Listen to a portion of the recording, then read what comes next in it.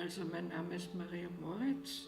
Also ich bin Elisabeth Hofbauer. Mein Name ist Birgit Mollig.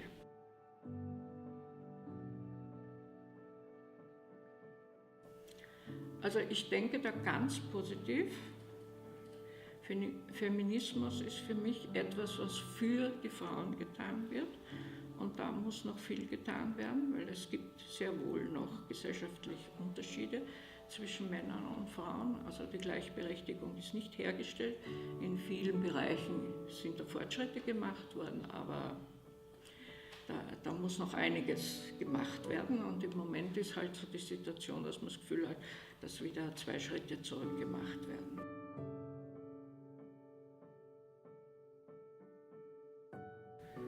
Im Moment finde ich so, dass es für junge Frauen schwieriger geworden ist.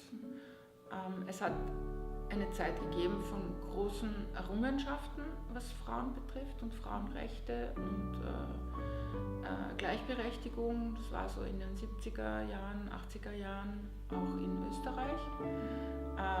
Nachdem bis in den 70er Jahren die Ehefrau das Zugeständnis vom Mann gebraucht hat, dass sie arbeiten darf oder auf Urlaub fahren darf. Also das hat sich erst in 1976, glaube ich, verändert zum Besseren.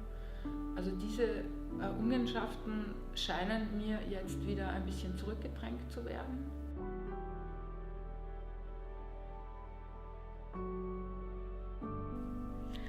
Ja, dass man über Probleme redet zum Beispiel.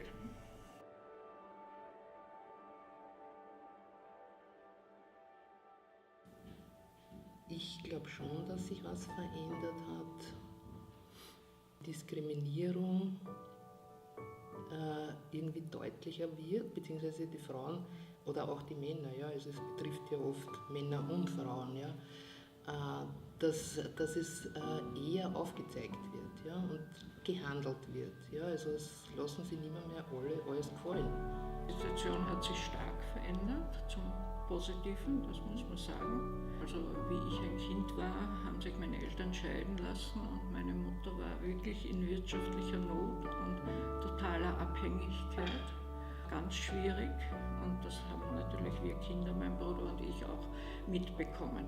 Das hat sich dann geändert ab 1970 mit der Regierung Kreisky und da wurden also sehr viele Reformen durchgeführt. Die Rechte der Frauen, die Gleichberechtigung, die Selbstbestimmung über den Körper der Frau, siehe Abtreibung und dann das Familienrecht 1985 wurde dann groß reformiert, sodass die Stellung der Kinder und der Frauen verändert wurden. Und ganz wichtig war dann, glaube ich, ab 1989 das Gewaltschutzgesetz, also im Falle von häuslicher Gewalt, dass da Polizei und die Interventionsstellen einschreiten können und massiv Unterstützung geben können. Und ich habe das auch beruflich dann damit zu tun gehabt, weil ich als Sozialarbeiterin am Jugendamt gearbeitet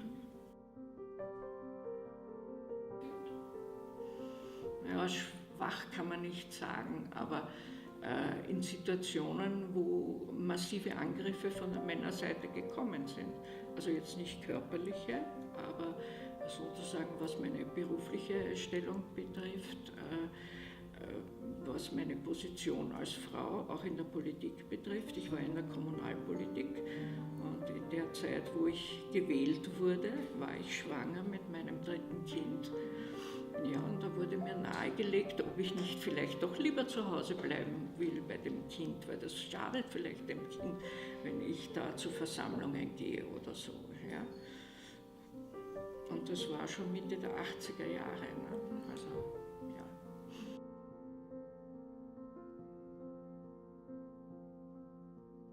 ja. Für ihre Gleichberechtigung und ihre wirtschaftliche Unabhängigkeit.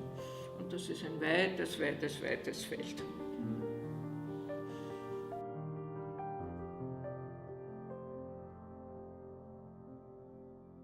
Liebe junge Frau, überleg dir, was du willst und geh den Weg dahin und lass dich von nichts abbringen. Komm zu den Demos, schließ dich an.